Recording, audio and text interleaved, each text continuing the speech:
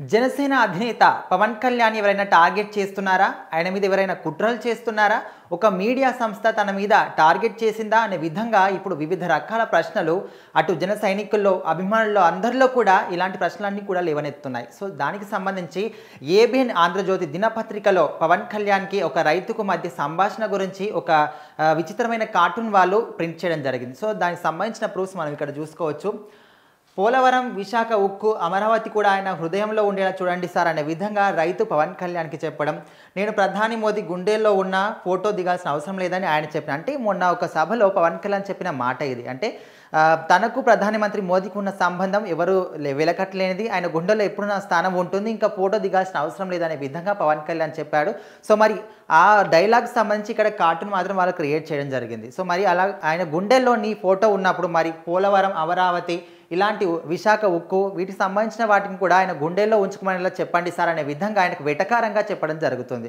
So మరి దీనికి సంబంధించి కొంతమంది ఏమనుకుంటున్నారంటే చంద్రబాబు నాయుడు దీనికి సంబంధించి ఇట్లా చేయిస్తున్నాడా అంటే ఇప్పుడు ఆయన మీద చాలా మటుకు దేశం మొత్తం కూడా పవన్ కళ్యాణ్ గురించి మాట్లాడుతుంది. ఆయన చేసే పనుల గురించి కావచ్చు, లేకపోతే ఆయన తీసుకుంటున్న డెసిషన్స్ గురించి కావచ్చు, ఆయన ముందుకు వెళ్తున్న విధానం గురించి కావచ్చు, ప్రతి ఒక్కరు కూడా పవన్ కళ్యాణ్ గురించి పాజిటివ్గా మాట్లాడడం. సో మరి మళ్ళొచ్చే ఎలక్షన్స్లో ఒకవేళ సీఎం అయ్యే అవకాశాలు కూడా చాలా మటుకు కనిపిస్తున్నాయి. కాబట్టి ఇట్లాంటి ఒక వ్యతిరేకంగా ఆయన గురించి సృష్టిస్తున్నారనే విధంగా కూడా చాలామంది అనుకుంటున్నారు. సో మరి ఇప్పుడు చంద్రబాబు వారసుడిగా రావాలంటే నారా లోకేషే రావాలి. సో మరి బయట వాళ్ళకి ఎందుకు అవకాశం ఇస్తాడు? సో అందుకోసం అని ఇప్పుడు అందరూ పాజిటివ్గా మాట్లాడుతున్నారు కాబట్టి ఈయన మీద నెగిటివ్గా చేసే ప్రయత్నం కూడా చేస్తున్నాడు అనే విధంగా కూడా చాలామంది అనుకుంటున్నారు. కాకపోతే ఏబిఎన్ ఆంధ్రజ్యోతి వాళ్ళు ఇట్లా ఎందుకు చేస్తున్నారని కూడా చాలామంది అనుకుంటున్నారు. గతంలో సీనియర్ ఎన్టీఆర్ సీఎంగా ఉన్నప్పుడు కూడా ఆయన మీద విపరీతమైన కార్టూన్ ఇలాగే ప్రింట్ చేసేవాళ్ళు. సో మరి అంటే అట్లా రొమాంటిక్గా సీన్స్ చేయడం కానీ, లేకపోతే బోల్డ్గా ఇట్లా విపరీతంగా ఒకటి కాదు, రెండు కాదు, ఏవేవైతే నెగిటివ్గా ఉంటాయో అన్ని విధాలుగా కూడా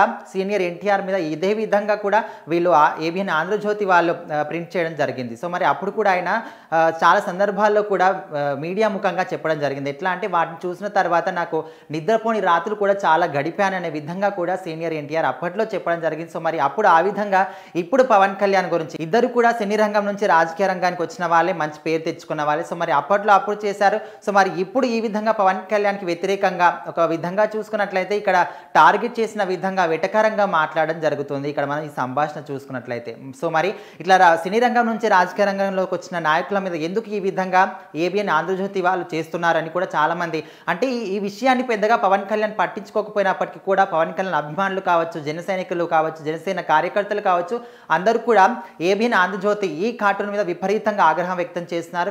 నెగిటివ్గా కామెంట్ కూడా చేస్తున్నారు. ఎట్లా అంటే ఎందుకు పవన్ కళ్యాణ్ మీద ఇంత వెటకారంగా రాస్తున్నారు? ఏమైనా పర్సనల్ ఇష్యూస్ ఉన్నాయా? ఆయన ఎవరికైనా ఏమైనా అన్యాయం చేశాడా? పదవి చేపట్టిన నుంచి కూడా అంటే పదవి చేపట్టక ముందు కూడా ప్రజలకు ఏ విధంగా సేవ చేయాలి, తన సొంత డబ్బులతోని కూడా ప్రజలకు సేవ చేసినటువంటి గొప్ప వ్యక్తి పవన్ కళ్యాణ్. సో మరి పదవి చేపట్టినప్పటి నుంచి కూడా ప్రజల గురించే ఆలోచనలు చేస్తూ వాళ్ళకి ఏ విధంగా సహాయం చేయాలి, సమస్యలు ఏ విధంగా తీర్చాలి, రాష్ట్రాన్ని ఏ విధంగా ముందుకు తీసుకెళ్లాలనే విధంగా కూడా ఆలోచిస్తున్న ఒక గొప్ప వ్యక్తి గురించి మీరు ఈ విధంగా ఎందుకు రాస్తున్నారు, ఈ విధంగా ఎందుకు కార్టూన్లు క్రియేట్ చేస్తున్నారనే విధంగా కూడా అందరూ ఆగ్రహం వ్యక్తం చేస్తున్నారు. సో మరి ఇలాంటి కార్టూన్ల గురించి మీరేమనుకుంటున్నారు? ఖచ్చితంగా కామెంట్ చేయండి.